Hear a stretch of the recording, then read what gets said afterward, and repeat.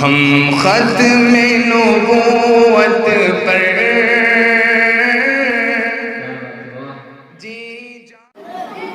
نحمده ونصلي على رسوله الكريم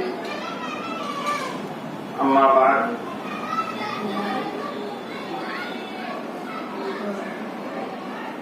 محترم و مکرم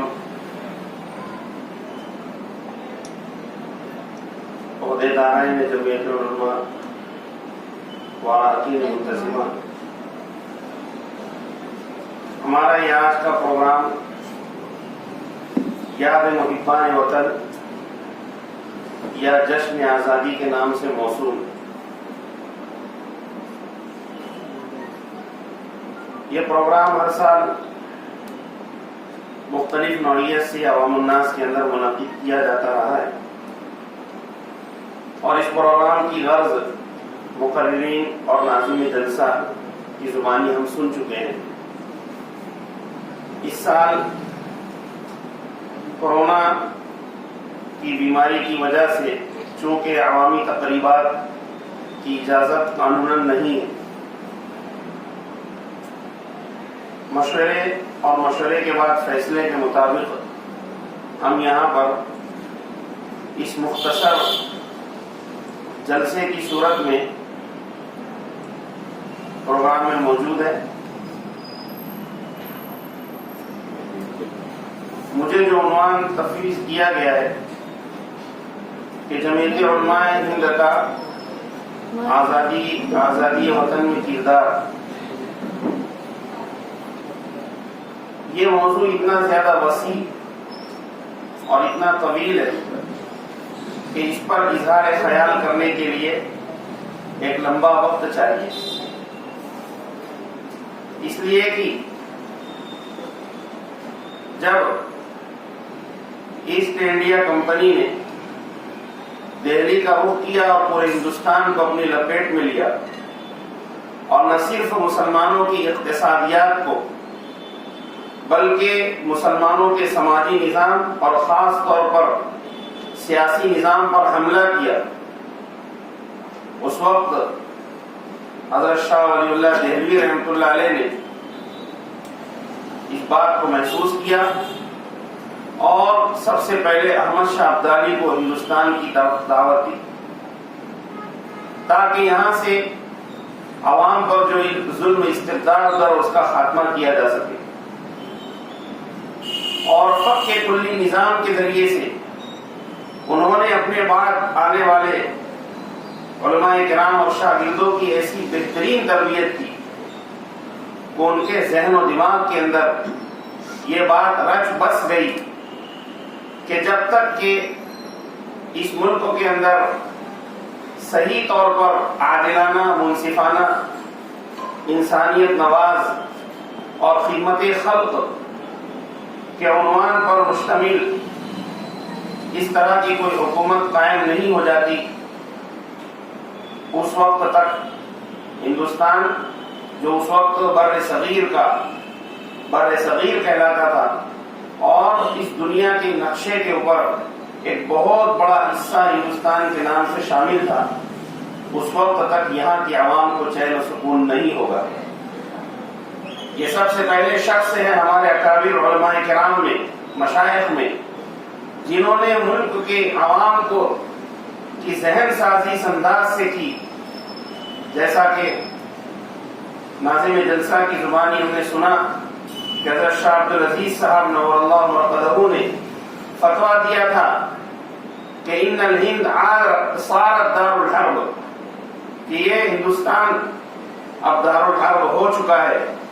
دراصل یہ پوری کی پوری ذہن سازی فقہ کلی نظام کو پیش کرنے کے ذریعے شاہ ولی اللہ دہلوی رحمۃ اللہ علیہ نے فرمائی تھی۔ شاہ ولی اللہ دہلوی رحمۃ اللہ علیہ کا تذکرہ یہاں اس لیے بھی ناگزیر ہے کہ علماء دیوبند کا محور فکر نظر حضرت شاہ ولی اللہ دہلوی رحمۃ اللہ علیہ کی تعلیمات ہیں، اور علماء دیوبند نے اسی طرح جو مجاہدین آزادی تھے، جس میں علامہ فضل حق خیرآبادی اور علامہ جعفر تھانیسری اور اس طرح کے جو علماء کرام، خاص طور پر مولانا ثناء اللہ امرت بصری، مولانا داؤد غزنوی، آج فی الحال جو مکاتب فکر ہندوستان میں پائے جاتے ہیں، جو پھر علماء دیوبند کہہ لیجئے، علماء بریلی کہہ لیجئے، علماء اہل حدیث کہہ لیجئے، ان تمام کی تمام کا محور فکر و نظر حضرت شاہ ولی اللہ دہلوی رحمۃ اللہ علیہ کی تعلیمات تھی۔ سب کے دلوں کے اندر حضرت شاہ ولی اللہ دہلوی رحمۃ اللہ علیہ کے ذریعے آزادی کا سور پھونکا گیا۔ حضرت شاہ ولی اللہ دہلوی رحمۃ اللہ علیہ کے جو نواسے تھے، شاہ عبدالعزیز رحمۃ اللہ علیہ کے بھانجے شاہ اسحاق صاحب رحمۃ اللہ علیہ کے یہ تمام شاگرد، پھر اس کے بعد جو ان کے شاگرد کے شاگرد تھے، جس کی وجہ سے ان لوگوں کو ہندوستان چھوڑنا بھی پڑا۔ بہرحال یہ فکر منتقل ہوتی رہی اور شاہ عبدالعزیز صاحب نور اللہ مرقدہ کا دور آیا، انہوں نے فتویٰ دیا اور اسی فتوے کے پیش نظر ٹیپو سلطان شہید رحمۃ اللہ علیہ نے اپنے ملک کو، جس کو سلطنت خداداد میسور کے نام سے جانا جاتا ہے، اس کا ایک نظام اس طرح بنایا جو پورا کا پورا اسلامی مملکت کی اصول اور قواعد پر مشتمل تھا۔ بعض کہنے والے یہ بھی کہتے ہیں کہ حضرت سید احمد شہید جو در حقیقت شاہ ولی اللہ رحمۃ اللہ علیہ کی سیاسی ونگ کے ایک زبردست سپہ سالار تھے، اور اس کے جو فوجی تھے شاہ اسماعیل شہید اور ان کے جو دیگر علماء کرام اس کے اندر شامل رہے، وہ تمام کے تمام حضرت ٹیپو سلطان شہید رحمۃ اللہ علیہ سے ان لوگوں نے ملاقات کی۔ خیر، یہ تحریک آگے بڑھی، یہ فکر آگے بڑھی، اور سید احمد شہید جو جن کا نام اصل احمد ابن عرفان تھا، رائے بریلی سے تعلق رکھتے تھے، اور شاہ اسماعیل شہید رحمۃ اللہ علیہ کے جو بھائی تھے ان سے وہ مرید تھے۔ حضرت شاہ صاحب کو ان کو مان لیا گیا اور ان کو اس انداز سے تربیت دی گئی کہ جو جہاد آزادی کے اندر ان کی جو ہمت ہے، ان کا جو حوصلہ ہے اور ان کی جو طاقتیں ہے کام آ سکے۔ ان لوگوں نے ایسی زبردست جہاد آزادی کی تیاری کی۔ کہتے ہیں شاہ اسماعیل شہید رحمۃ اللہ علیہ سردی کی چڑھتی رات کے اندر جمنا کے اندر غسل کرتے اور تیراکی کرتے اور یہ کہتے کہ آئندہ جب مجھے انگریزوں سے اس ملک کو چھیننا پڑے گا، جب میں اپنے آپ کو پیش کروں گا، تو میں چاہتا ہوں کہ ہر طریقے سے زیور شجاعت سے آراستہ ہو جاؤں تاکہ میں ان کا مقابلہ کر سکوں۔ سید احمد شہید رحمۃ اللہ علیہ نے ایک ہماگیر معاشی اور سماجی انقلاب کی تحریک چلائی۔ آپ نے ایک قافلہ تیار کیا اور اس قافلے کا مقصد یہ تھا کہ یہ پورے ہندوستان کے اندر گشت کرے اور ہندوستان میں گشت کر کے مسلمانوں کے اندر دو جذبے کو بیدار کرے، ایک جذبہ ایمانی اور ایک جذبہ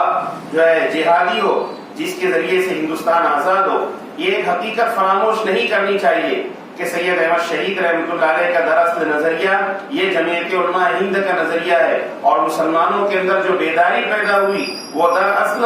اسی نظریے کے ذریعے سے ہوئی۔ میں اپنی بات کے اخیر میں انشاءاللہ وہ پیغام بھی عرض کروں گا جس پیغام کے ذریعے سے ہماری علماء دیوبند کہہ لو، جمعیت علماء ہند کے اکابر کہہ لو، یا اور جو ہمارے مشائخ نے اور ہندوستانی مسلمانوں نے جو اس تحریک آزادی، جہاد آزادی کے لیے اپنی قربانیاں پیش کی، دراصل اس کی سب سے بڑی وجہ وہ یہ تھی کہ ان کے اندر مذہبی جذبے کو بیدار کیا گیا۔ ان کو بتایا گیا کہ قرآن و حدیث کی تعلیمات کے اندر غلام رہنا یہ بہت بڑا جرم ہے، اس لیے کہ ایک انسان صرف اور صرف اللہ کا غلام رہ سکتا ہے، وہ کسی انسان کا غلام نہیں رہ سکتا۔ خاص طور پر ایسی کسی طاقت کا غلام ہونا جو اس مذہبی عقائد پر حملہ آور ہو، جو قرآن و حدیث کو ختم کرنے کا ارادہ کرتے ہو، جو مسلمانوں کے مذہب کو تبدیل کر کے عیسائی مذہب کے قبول کرنے کے اوپر ان کو آمادہ کرتے ہو، اپنی پوری طاقت مسلمانوں کی معاشی اور سماجی اور مذہبی جو ہے اس کو تشخص کو ختم کرنے کی جو ہے پوری طاقت اس کے اندر صرف کرتے ہو، ایسی طاقت کے خلاف ہم کو مقابلہ کرنا ہے۔ سید احمد شہید کا ایک قافلہ آگے بڑھا اور عظیم قربانیاں دیتے ہوئے جہاں بھی یہ جاتے وہاں ایمان و اخلاق اور اصلاح و تربیت کا پیغام عام ہو جاتا اور آزادی کے ولولے کو زندہ کرتا۔ بالآخر یہ قافلہ بالاکوٹ پہنچا جہاں پر مجاہدین آزادی نے ایک جنگ لڑی اور اس جنگ کے اندر 1813 کے اندر 13 مئی جمعہ کے دن 300 جیانوں کے ساتھ شاہ اسماعیل شہید رحمۃ اللہ علیہ نے اور سید احمد شہید رحمۃ اللہ علیہ نے جام شہادت نوش کیا۔ بظاہر یہ تحریک دب گئی، لیکن اس تحریک کے اس میں شہادت کے بعد قافلہ واپس آیا اور اس کے بعد 2 عظیم مرکز بنائے گئے۔ ایک مرکز پٹنہ میں بنا جس کی قیادت جو ہے مولانا عظیم اللہ صاحب جو پٹنہ کے رہنے والے تھے وہ فرما رہے تھے، اور دوسرا مرکز دہلی میں بنا، اور دہلی کے اندر یہ اس وقت حضرت مولانا قاسم نانوتوی اور حضرت مولانا رشید احمد گنگوہی یہ سرخیل علماء دیوبند یہاں تعلیم حاصل کر رہے تھے۔ ان لوگوں نے اس تحریک کا بغور مشاہدہ کیا اور اس کو دیکھا، اس کے اندر جو اس کی فکر و نظر کو اپنے اندر سمویا، اور اس کا نتیجہ یہ ہوا کہ اس کے بعد پھر 1857 میں بہادر شاہ ظفر کو قید کر لیا گیا۔ بہادر شاہ ظفر کو قید کرتے ہی پورے ہندوستان میں کوہرام مچ گیا، اور ہمارے اکابر نے جیسا کہ ابھی آپ نے سنا کہ 2 مرکز بنائے گئے۔ شاملی کا مرکز بنایا گیا، شاملی کے مرکز سے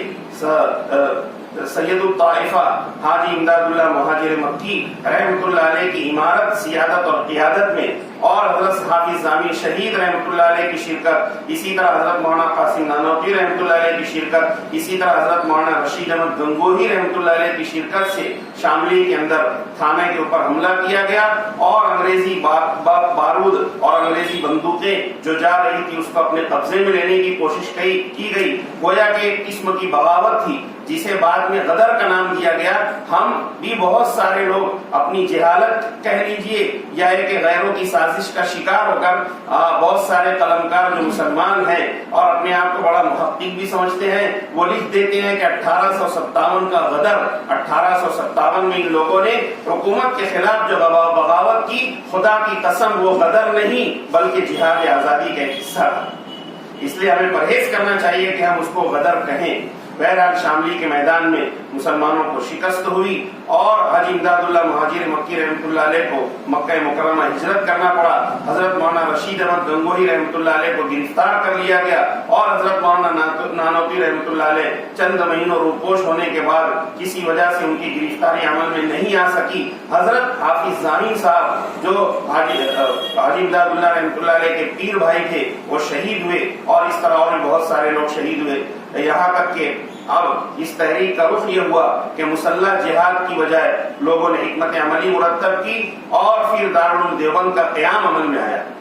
دارالعلوم دیوبند کے قیام کے لیے جس وقت میٹنگ چل رہی تھی دیوبند شہر کے اندر، اس وقت حاجی سید عابد حسین صاحب جو قطب ابدال کا درجہ رکھتے تھے، حالانکہ امی تھے، پڑھے لکھے نہیں تھے لیکن بڑے اللہ والے تھے، انہوں نے حضرت مولانا یعقوب صاحب نانوتوی جو حضرت مولانا قاسم نانوتوی رحمۃ اللہ علیہ کے بھانجے ہوتے ہیں، ان اور دارالعلوم دیوبند کے پہلے صدر المدرسین ہیں، ان کو کہا کہ انگریزوں کا پنجہ گڑتا جا رہا ہے اور بڑا مشکل نظر آتا ہے کہ انگریز اس ملک کو چھوڑ کر کے چلا جائے۔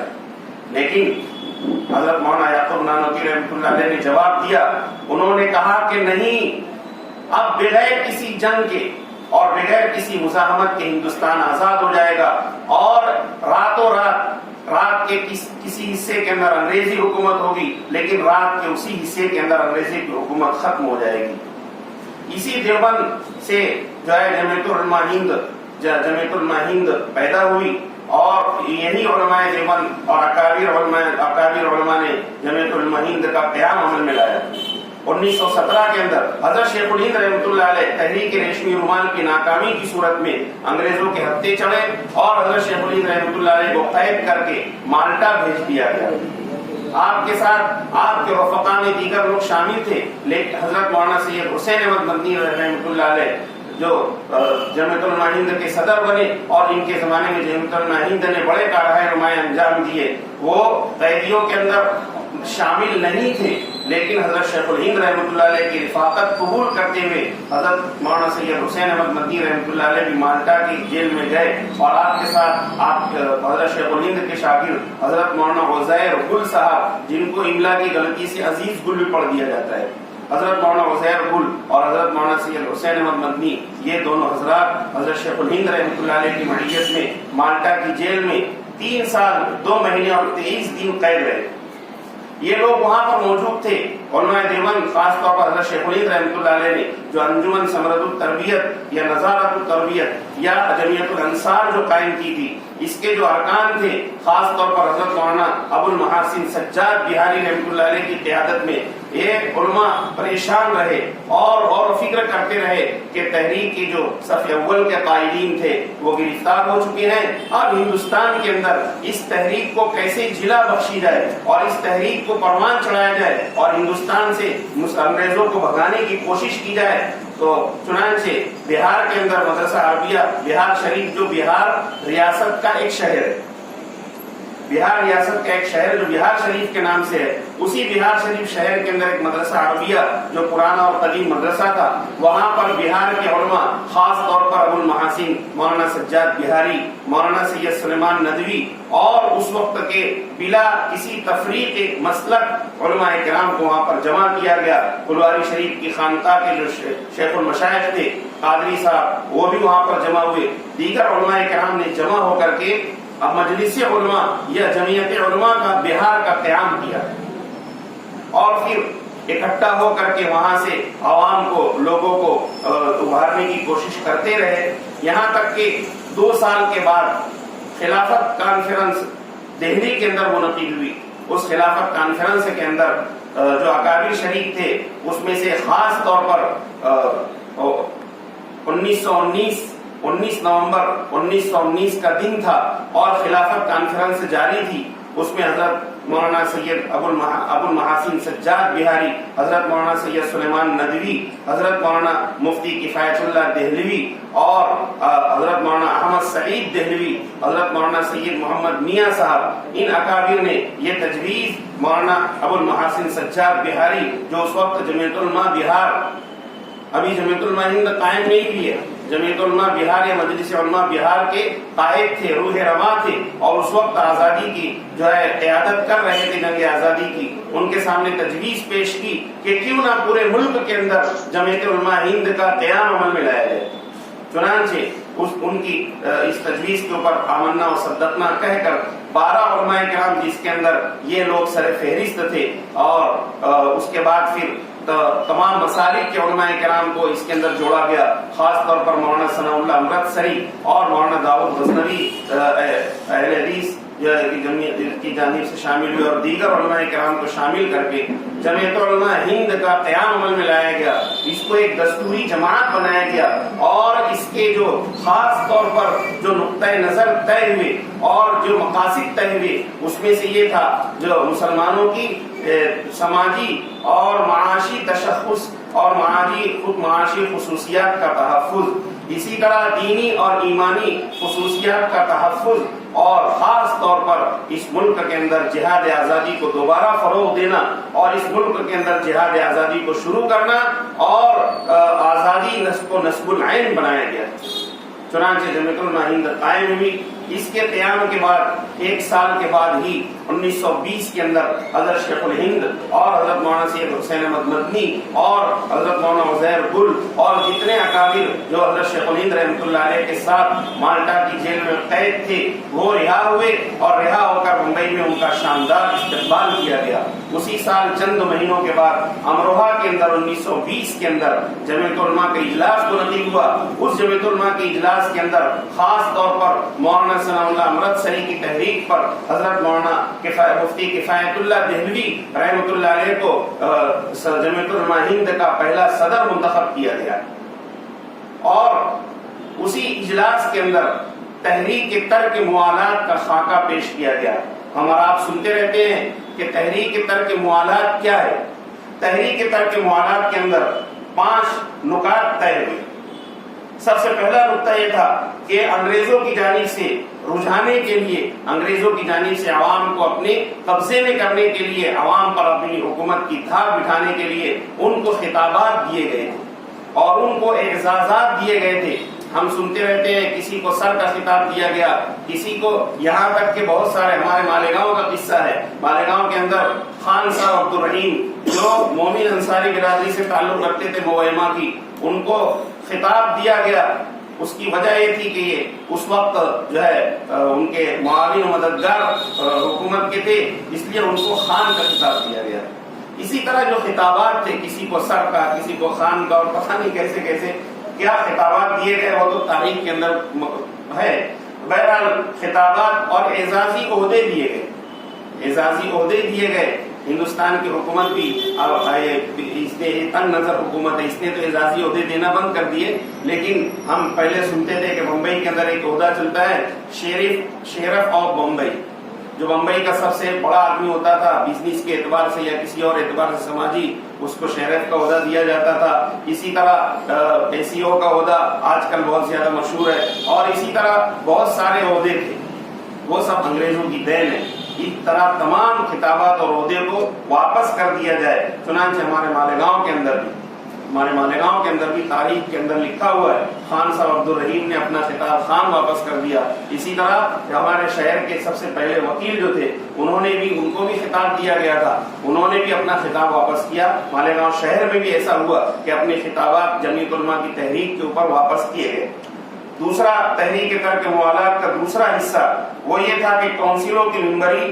چھوڑ دی جائے۔ اس وقت میونسپلٹی وغیرہ جو بنائی گئی تھی آزادی سے پہلے، تو اس وقت جمعیت علماء نے تحریک ترک موالات کی روشنی میں طے کیا تھا کہ جو کونسل کے ممبر ہیں، جو میونسپلٹی کے اور آج کل کی زبان میں گرام پنچایت وغیرہ کے جو ممبر ہیں، وہ لوگ کونسل کی ممبری کو چھوڑ دیں۔ تو چنانچہ بہت سارے لوگوں نے اس وقت چھوڑا، یہاں تک کہ یہ کہنا بھیجا نہیں ہوگا کہ سروجنی نائیڈو، جن کو سر کا خطاب جو دیا گیا تھا، تو انہوں نے بھی، اور اسی طرح خاص طور پر ہندوستان کا قومی ترانہ لکھنے والے رابندر ناتھ ٹیگور نے اسی تحریک ترک موالات سے متاثر ہو کر کے اپنا خطاب واپس کیا تھا۔ بلکہ ان کی بات موجود ہے، تاریخ کے الفاظ ہیں کہ میں نے ان علماء کے کہنے کے اوپر اور ان کی اس متفقہ تجویز پر عمل کرتے ہوئے اپنا خطاب واپس کیا ہے۔ چنانچہ اس طرح بہت سارے لوگوں نے واپس کیا۔ اور تیسرا یہ طے ہوا کہ اسکولوں اور کالجوں میں سرکاری ملازمت بالکل قبول نہ کی جائے، اور اسی طرح انگریزی فوج کے اندر بھی شریک ہونا بند کر دیا جائے۔ اور ان تمام باتوں کو تحریک ترک موالات کہتے ہیں۔ اور جمعیت علماء ہند نے 1920 میں سب سے پہلا قدم جب من حیث الجماعت ہوا یہ تھا کہ جب جمعیت علماء ہند کا قیام عمل میں آیا اور امروہہ کے اندر اجلاس منعقد ہوا، تو حضرت مولانا حفظ الرحمان صاحب سیوہاروی رحمۃ اللہ علیہ، جو جمعیت علماء ہند کے پہلے ناظم عمومی ہیں، انہوں نے یہ تجویز پیش کی کہ اب تک کہ ہم اپنے اپنے طور پر جہاد آزادی کے اندر شریک تھے، لیکن اب من حیث الجماعت جمعیت علماء ہند باقاعدہ ایک سیاسی جماعت کی حیثیت سے پورے ہندوستان کے اندر جو ہے تحریک آزادی کے اندر شامل ہوگی۔ اور حضرت مولانا حفظ الرحمان سیوہاروی کی اس تجویز پر عمل کرتے ہوئے جو سب سے پہلا قدم اٹھایا گیا وہ تحریک ترک موالات کا فتویٰ تھا، اور اس فتوے کو حضرت مولانا سید ابو المحاسن سجاد بہاری رحمۃ اللہ علیہ نے مرتب کیا تھا، اور اس پر 500 علماء کرام کے دستخط دیے گئے۔ اور یہی وہ تحریک ترک موالات ہے جس کی پاداش میں اس اجلاس کے بعد ہمارے جمعیت کے اکابر کو بشمول حضرت مولانا سید حسین احمد مدنی گرفتار کیا گیا، اور آپ کو گرفتار کرنے کے بعد وہ تاریخ ساز واقعہ پیش آیا کہ حضرت مولانا محمد علی جوہر اور حضرت مولانا سید حسین احمد مدنی رحمۃ اللہ علیہما، ان دونوں کو ایک ساتھ گرفتار کیا گیا تھا۔ ان کو گرفتار کر کے جب کراچی لے جایا گیا، کراچی میں ان کا مقدمہ چلا، اور انگریز نے یہ کہا کہ آپ صرف یہ کہہ دو کہ آپ نے جو فتوے پر دستخط کی ہے کہ انگریزوں کی فوج میں بھرتی ہونا حرام ہے، تو ہم جو ہے آپ کی سزا جو پھانسی کی تھی اس کو واپس لے لیں۔ حضرت مولانا حسین احمد مدنی کا مشہور واقعہ ہے، انہوں نے کہا کہ میں تو دیوبند سے چلا تھا تو کفن ساتھ لایا ہوں۔ آج اگر حسین احمد مدنی کا بیان بدل گیا تو ایمان بدل جائے گا۔ چنانچہ یہی تحریک ترک موالات تھی جس نے پورے ہندوستان کے اندر مسلمانوں کے اندر ہی نہیں بلکہ غیروں کے اندر بھی ایک روح پھونک دی، اور اس کے بعد پھر پورے منظم طور پر ہندوستان کے اندر تحریک آزادی جمعیت علماء ہند کے ساتھ شروع ہو گئی، اور جمعیت علماء ہند کے زیر اہتمام اس تحریک کو پروان چڑھانے کے لیے حضرت مولانا سید حسین احمد مدنی رحمۃ اللہ علیہ کو پورے ہندوستان کا امیر الجہاد اور پورے ہندوستان کی تحریک کا قائد متعین کیا گیا۔ چنانچہ حضرت مولانا حسین احمد مدنی رحمۃ اللہ علیہ جو بعد میں جو ہے جمعیت علماء ہند کے صدر بنائے گئے، یہ جمعیت علماء ہند کے صدر ہونے کی حیثیت سے حضرت مولانا سید حسین احمد مدنی رحمۃ اللہ علیہ نے اس کے اندر باقاعدہ حصہ لیا۔ دوسرا پہلو، دوسرا قدم جمعیت علماء ہند نے جو اٹھایا آپ کی جمعیت علماء ہند کی تحریک میں یہ تھا کہ 1930 میں تحریک سول نافرمانی شروع کی گئی۔ سول نافرمانی کا مطلب یہ تھا کہ وہ جو چھوٹے موٹے قوانین جس کے تحت شہریوں کو مجرم بنایا جاتا ہے، ان قوانین کو نظر انداز کر کے اور حکومت کی نافرمانی کر کے اور یہ بتا کر کے انگریزوں سے ہم ناراض ہیں، تو سول نافرمانی کی تحریک چلائی گئی۔ الحمدللہ ثم الحمدللہ، اللہ تعالیٰ نے ہمارے اکابر کی قربانیوں کی لاج رکھ لی، جس کی وجہ سے تحریک سول نافرمانی کا نتیجہ یہ ہوا کہ لوگوں کے اندر انگریزوں کی بغاوت شروع ہو گئی۔ انگریزوں کے ساتھ بغاوت کے نتیجے میں، اور جب انگریزوں نے دیکھا کہ اب تو ہم جو ہے عوام سے بالکل مقابلہ نہیں کر سکتے، اس لیے کہ اب تک انگریزوں کی کوشش یہ تھی کہ وہ جو ہے عوام کو اپنے ساتھ رکھیں، لیکن جب یہ دیکھا گیا کہ عوام کی اکثریت جو ہے تحریک سول نافرمانی کے نتیجے کے اندر جو ہے ہم سے باقی ہو چکی ہے، تو ایسی صورت کے اندر اس کا بہت زیادہ اثر ہوا۔ ہمارے اکابر میں اس وقت حضرت انگریزوں کے مختلف حربے ہوئے، انہوں نے مختلف قوانین بنانے شروع کیے تحریک سول نافرمانی کے نتیجے میں۔ ایک قاعدہ یہ بنایا کہ ہندوستان کے اندر ایک مذہب کا آدمی دوسرے مذہب کی عورت سے اور دوسرے مذہب کی خاتون کسی ایک دوسرے مذہب کے مرد سے نکاح کر لے تو یہ کوئی جرم نہیں ہے، بلکہ اس کو فروغ دینا چاہا۔ اس وقت جمعیت کے اکابر کھڑے ہوئے۔ اسی طرح شاردا ایکٹ بنایا گیا، جس کی بنیاد کے اوپر اوقاف پر قبضہ شروع ہوا اور دیگر چیزیں انگریزوں کے زمانے میں شروع ہوئی۔ اس وقت حضرت مولانا سید حسین احمد مدنی اور حضرت مولانا حفظ الرحمان سہاروی اور حضرت مولانا عبدالباری فرنگی محلی اور حضرت مولانا ابوالکلام آزاد رحمۃ اللہ علیہ، جن کو باقاعدہ جمعیت ورکنگ کمیٹی کا ممبر نامزد کیا گیا، اور حضرت مولانا مفتی کفایت اللہ صاحب، حضرت مولانا سید سلیمان ندوی، علامہ انور شاہ کشمیری، علامہ شبیر احمد عثمانی، شاہ معین الدین اجمیری، حضرت مولانا عبدالحق مدنی اور حضرت مولانا سید محمد میاں، حضرت مولانا سید فخر الدین احمد اور حضرت مولانا احمد سعید دہلوی، یہ جمعیت علماء ہند کی ورکنگ کمیٹی تھی جنہوں نے شاردا ایکٹ کے خلاف بہت بڑی تحریک چلائی، اور اس تحریک کے نتیجے میں بھی انگریزوں سے دشمنی لوگوں کے دلوں کے اندر بیٹھ گئی اور انگریزوں کی دشمنی پروان چڑھتی رہی، یہاں تک کہ وہ جملہ جو حضرت شیخ الہند رحمۃ اللہ علیہ نے کہا تھا وہ بالکل صادق آ گیا کہ اگر کوئی چونٹی کسی انگریز کو کاٹ لے تو میں اسے شکر کھلاؤں گا، اس لیے کہ اس نے انگریز کو کاٹا ہے۔ اتنی زیادہ دشمنی بٹھائی گئی، جس کے نتیجے میں ہندوستان کے آزاد ہونے کے راستے ہموار ہوئے۔ اسی طرح 1922 میں چورا چوری شہر کا نام ہے، وہاں پر ایک تحریک شروع گئی، اس تحریک کی قیادت بھی جمعیت علماء ہند کے اکابر نے کی۔ اسی طرح 1942 میں نمک آندولن کیا گیا، نمک ستیہ گرہ کے نام سے جس کو ہم جانتے ہیں، اس کی بنیاد بھی جمعیت علماء ہند کے اکابر ہیں۔ جب گاندھی جی جو اصل تو سوراشٹر گجرات کے رہنے والے تھے، لیکن انہوں نے فیصلہ کیا کہ ہم جو ہے نمک آندولن کریں گے، اور نمک آندولن کرنے کے لیے انہوں نے ڈانڈی شہر کا انتخاب کیا، اور یہ ڈانڈی شہر نوساری کے قریب واقع ہے جو سمندر کے کنارے ہے۔ آپ باڈولی تشریف لائے اور جمعیت علماء ہند کے اکابر کو اس بارے میں مطلع کیا اور کہا کہ مجھے نمک کے قانون کے خلاف تحریک چلانا ہے۔ انگریزوں نے قانون بنایا تھا کہ کوئی بھی شخص بلا اجازت سمندر کے کنارے جو نمک بن رہے ہیں اس کو نہیں لے سکتا، لیکن چونکہ سول نافرمانی کا تہیہ کر چکے تھے ہمارے اکابر، اس لیے نمک آندولن کیا گیا، ستیہ گرہ کیا گیا۔ اسی غرض سے گاندھی جی اپنے رفقا کے ساتھ باردولی تشریف لائے۔ باڑوی کے اندر خط کے ذریعے سے مطلع کیا گیا علامہ انور شاہ کشمیری رحمۃ اللہ علیہ کو، تو علامہ انور شاہ کشمیری رحمۃ اللہ علیہ نے باقاعدہ ایک فتویٰ تحریر کیا اور اس فتوے کے اندر ایک بات کی کہ نمک، پانی، ہوا اور جنگل کی جو درخت اور گھاس پھوس ہے یہ سب جو ہے یہ مباح عام ہے۔ ہوا کے اوپر جس طرح کسی حکومت کا کنٹرول نہیں ہو سکتا، اسی طرح پانی جو سمندر کا ہوتا ہے اس پر کسی کا کنٹرول نہیں ہو سکتا، اسی طرح جو عام جنگل ہوتے ہیں جس کی گھاس پھوس اور جس کے سائے، جس کے درختوں کے سائے کے اندر انسان چل سکتا ہے، یہ تمام چیزیں ایسی ہے کہ جس کا جو اس پر پابندی نہیں لگائی جا سکتی۔ تو اسی طرح نمک جو سمندر کے پانی سے بنتا ہے اس کے اوپر بھی کوئی قانون بنایا نہیں جا سکتا۔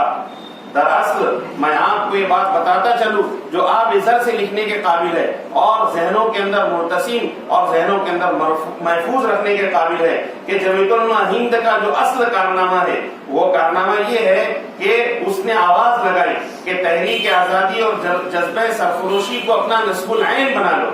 اور آزادی کی جو ہے اس روح فرسا اور جاں گسل جو ہے یہ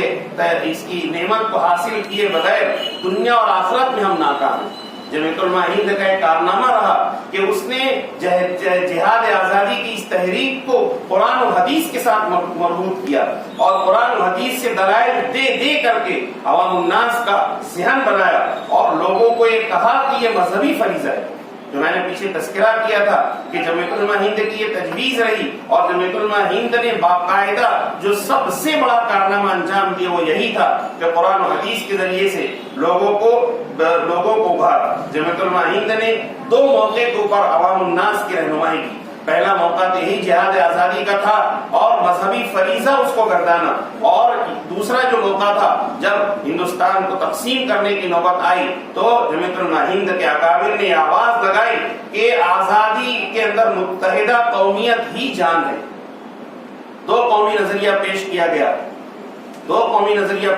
کہ مسلمان ایک الگ قوم ہے اور مسلمانوں کے علاوہ جو لوگ ہیں وہ ایک الگ قوم ہے۔ اس کے خلاف جمعیت علماء ہند نے نظریہ پیش کیا کہ اگر متحدہ قومیت کی بات ذہنوں کے اندر نہیں بیٹھی اور لوگوں نے متحدہ قومیت کے لیے لڑائی نہیں لڑی تو ہم آزادی کی اس نعمت کو حاصل نہیں کر سکتے۔ یہ دونوں ایک گاڑی کے 2 پہیے ہیں، آزادی کو حاصل کرنا ہے اور متحدہ قومیت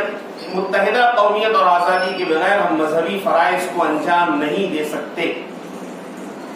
اور یہ جمعیت کی بات بالکل 100% حرف بحرف ثابت ہوئی۔ آج بھی جو ہندوستان سے ہجرت کر کے جانے والے پاکستان کے مہاجرین ہیں وہ آج بھی اس سلسلے کے اندر پریشان ہیں۔ بہرحال یہ جو ہے آزادی چلتی رہی۔ پھر اس کے بعد حضرت مولانا حفظ الرحمان سیواروی رحمۃ اللہ علیہ نے 1942 کے اندر جمعیت کی جو اس سے پہلے میں ایک بات یہ بتاتا چلوں کہ جو میں یہ بات کہہ رہا ہوں اس سلسلے میں حضرت مولانا سید حسین احمد مدنی جو صدر جمعیت علماء ہند ہونے کے ساتھ ساتھ آزادی کی اس جنگ کے روح رواں اور امیر قافلہ تھے، انہوں نے 1940 میں مسلمانوں پر چند وجوہ سے جہاد کو فرض قرار دیا، جہاد آزادی کو فرض قرار دیا۔ سب سے پہلی وجہ یہ تھی کہ حضرت آدم علیہ نبینا وعلیہ الصلوۃ والسلام کی چونکہ یہاں پر آپ کو اتارا گیا ہے، ہندوستان کا یہ جو علاقہ ہے سری لنکا کا کے اندر شامل ہے، لیکن اس وقت وہ ہندوستان کے اندر شامل تھا، تو ہمارا ہندوستان جو ہے حضرت آدم علیہ الصلوۃ والسلام کے زمانے سے یہ ہمارے جو ہے یہ آبائی وطن ہے۔ دوسری بات جو آپ نے کہی اس وجہ سے بھی جہاد آزادی ہندوستان کی آزادی کی لڑائی فرض ہے کہ مرنے کے بعد ہمیں اسی مٹی کے اندر جانا ہے اور اس مٹی کو ہم استعمال کریں گے اور یہی مٹی جو ہے ہماری آخری آرام گاہ ثابت ہوگی۔ اس لیے اس مٹی کا فرض یہ ہے کہ ہم اس مٹی کو آزاد کریں اور اس کو آزاد فضا مہیا کریں۔ اور اسی طرح تیسرا جو نقطہ انہوں نے بیان کیا وہ یہ ہے کہ حضرت نبی پاک محمد رسول اللہ صلی اللہ علیہ وسلم سے پہلے بھی ہندوستان کے اندر اس ہندوستانی خطے میں بہت سارے نبی آئے ہیں اور سب کا مذہب دین اسلام تھا، اس لیے ہم اسلام کے ماننے والوں پر ایک ذمہ داری بنتی ہے کہ اس سرزمین کو آزاد کریں۔ اور چوتھا نقطہ جو انہوں نے بیان کیا تو وہ یہ تھا جو بہت مشہور و معروف ہے کہ انگریزی حکومت نے مسلمانوں سے اقتدار چھینا تھا۔ جیسا کہ آپ لوگوں نے ابھی سنا کہ کہ یہ حکومت مغلوں کی قائم تھی، اسی کے ساتھ ساتھ سینکڑوں سلطنتیں جو نوابی ریاستوں کے نام سے تھی، جس میں سے 500 ریاستیں بتلاتے ہیں، جس میں سے زیادہ تر ریاستیں مسلمانوں کی تھیں۔ اسی طرح پانچواں نقطہ آپ نے پیش کیا کہ اگر یہ ملک ہندوستان آزاد ہو گیا تو اس ملک سے متصل اور اس سے دور دراز مقامات پر انگریزی حکومت کے، برطانیہ کی حکومت کے تسلط کے اندر بہت سارے چھوٹے چھوٹے ممالک ہیں۔ ہندوستان سے اگر ان کا بوریا بستر گول ہوتا ہے تو اسی یہ جو چھوٹے چھوٹے ممالک ہیں وہ بھی آزاد ہو جائیں گے۔ اس لیے یہ تحریک ریشمی رومال تھی، اس کا جو نصب العین تھا اور اس کا جو اس کے جو اصول و ضوابط طے کیے گئے تھے اس کے اندر یہ بات موجود تھی۔ اور چھٹا نقطہ آپ نے بیان کیا کہ آزادی ملے گی تو ہی اس ہندوستان کے اندر رہنے والوں کی غربت اور ان کا افلاس اور ان کی تنگ دستی دور ہوگی، تاکہ وہ اپنی ہی سرزمین پر، ہوتا یہ تھا کہ جیسا کہ پیچھے عرض کیا گیا کہ ہمارے اس ملک کے اندر کسان اناج اگاتا تھا، اور اسی طرح ہمارے خاص طور پر چونکہ ہمارا شہر بنکر سے تعلق رکھتا ہے، یہ انگریزوں نے اس طرح کیا تھا کہ جو کپڑا بیننے والے ہیں ان سے کپڑا بنواتے اور پھر ان پر ٹیکس لگاتے اور ان کی محنت کا کوئی پیسہ ان کو نہیں دیتے، تو اور دیگر جو صنعتیں تھی خاص طور پر اس کو ختم کرنے کا ارادہ کیا۔ اور سودیسی مال آج کل جو ہماری یہ بی جے پی حکومت جو کر رہی ہے، بالکل وہ انگریزوں کے راستے کے اوپر گامزن ہے۔ انگریزوں نے یہی کیا تھا کہ ہندوستان کے اندر جو اناج ہے وہ باہر سے لایا جائے، ہندوستان کے اندر جو کپڑا ہو وہ باہر سے لایا جائے، ہندوستان کے اندر مشینیں باہر سے لائی جائیں، پھر ہندوستان کے اندر اللہ تعالیٰ نے جو وسائل و ذرائع دیے ہیں اس کے اوپر پھر بھاری بھرکم ٹیکس جو ہے عائد کیا جائے، تاکہ سودیسی مال باہر دیش کی جو مال ہے اور باہر دیش کی چیزیں وہ ہندوستان کے اندر عام کرنے کے لیے اور ایسٹ انڈیا کمپنی کو مضبوط سے مضبوط تر کرنے کے لیے انہوں نے یہ حربہ استعمال کہا تھا، جس کا توڑ حضرت مولانا سید حسین احمد مدنی رحمۃ اللہ نے پیش کیا کہ جب انگریز اس ملک سے بھاگے گا تب ہی ہم ان ملک کے وسائل سے فائدہ اٹھا سکتے ہیں۔ لیکن افسوس 73 سال کے بعد آج کی جو حکومت ہے وہ پھر اسی راستے پر گامزن ہے کہ باہر کے ممالک کو ٹھیکہ دے کر اور باہر کے ممالک کو پوری ہندوستان کے اوپر قبضہ دے کر، آپ حضرات اس بات کو بہت سارے لوگوں کو اس بات کا علم نہیں ہوگا کہ ہمارے جو ہے پوری دنیا کے اندر ایک تحریک چل رہی ہے اور اس ملک کے اندر بھی وہ باتیں چل رہی ہے اور تیاریاں چل رہی ہے، اور اس ملک کے چپے چپے کو دنیا کے دیگر ممالک کی کمپنیوں کے قبضے میں دینے کی پوری تیاریاں مکمل ہو چکی ہے، بلکہ بہت ساری بڑی کمپنیوں کو تو دیا بھی جا چکا ہے۔ تو خلاصہ کلام یہ ہے کہ ان 6 نکات کو بیان کر کے حضرت مولانا سید حسین احمد مدنی رحمۃ اللہ علیہ نے جہاد آزادی کے اندر روح پھونکی۔ تحریک آزادی جب حضرت مولانا حفظ الرحمان سیواری رحمۃ اللہ علیہ نے جمعیت علماء ہند کی میٹنگ میں ایک تجویز رکھی اور حضرت مولانا حسرت موہانی رحمۃ اللہ علیہ نے اپنی تحریر کے اندر اس کی بھرپور تائید بھی فرمائی، اور اس نظریے کو انہوں نے پہلے پیش کیا تھا کہ ہمیں انگریز جو ہے، انگریزوں کا طور طریقہ یہ ہو گیا کہ وہ مسلمانوں کو عہدے دے کر اور کونسل کے انتخابات کرا کر اور اسی طرح جنرل انتخابات پورے ہندوستان میں کرا کر اور الگ الگ ریاست اور صوبے بنا کر حکومت کو مسلمانوں ہندوستانیوں کے حوالے کر رہا تھا، لیکن اس کی پوری باغ ڈور انگریز اپنے ہاتھ میں رکھنا چاہتا تھا۔ حضرت مولانا حفظ الرحمان سیواری رحمۃ اللہ علیہ نے تجویز پیش کی، جمعیت علماء ہند کی میٹنگ کے اندر تجویز پاس ہوئی، اور اس تجویز کا خلاصہ یہ تھا کہ ہندوستان کی مکمل آزادی یہ تمام ہندوستانیوں کا متحدہ اور متفقہ فیصلہ ہے۔ کانگریس اس کے بعد حضرت مولانا حفظ الرحمان سیواری چونکہ کانگریس کے بھی رکن تھے، انہوں نے کانگریس کی میٹنگ میں جا کر کے اس جمعیت علماء ہند کے متفقہ فیصلے کو پیش کیا۔ کانگریس نے بھی اپنا رخ اپنایا، اس سے پہلے کانگریس نے کبھی بھی اپنا یہ نظریہ نہیں بنایا کہ ہندوستان کی مکمل آزادی۔ لا إله إلا أنت سبحانك إني كنت من الظالمين اللهم صل على سيدنا مولانا محمد وعلى آل سيدنا مولانا محمد وسلم اللهم صل على سيدنا محمد عبدك ورسولك وعلى المؤمنين والمؤمنات وعلى المسلمين والمسلمات اللهم اغفر لي وللمؤمنين والمؤمنات والمسلمين والمسلمات اللهم نعوذ بك من شر ما في وشر ما بعد اللهم نعوذ بك من شر ما في وشر ما بعد اللهم احفظنا من كل بلاء الدنيا وعذاب القبر وعذاب الآخرة اللهم إنا نجعلك في نحورهم ونعوذ بك من شرورهم. اللهم إنك عفو كريم تحب العفو فاعف عنا يا كريم. اللهم إنك عفو كريم تحب العفو فاعف عنا يا كريم. ربنا لا تزغ قلوبنا بعد إذ هديتنا وهب لنا من لدنك رحمة إنك أنت الوهاب. ربنا آتنا في الدنيا حسنة وفي الآخرة حسنة وقنا عذاب النار وأدخلنا الجنة مع الأبرار. يا عزيز يا غفار يا كريم يا ستار يا رحيم يا جبار يا خالق يا بار يا حنان يا منان يا حنان يا منان يا حنان يا منان يا رب العالمين يا رب العالمين يا رب العالمين. اللهم تقبل دعانا وحاجتنا بوسيلة محمد صلى الله عليه وسلم. إن الله وملائكته يصلون على النبي يا أيها الذين آمنوا صلوا عليه وسلموا تسليما. اللهم صل على سيدنا محمد عبدك ورسولك وعلى المؤمنين والمؤمنات وعلى المسلمين والمسلمات. جزا الله عنا محمد صلى الله عليه وسلم. سبحان ربك رب العزة عما يصفون وسلام على المرسلين والحمد لله رب العالمين.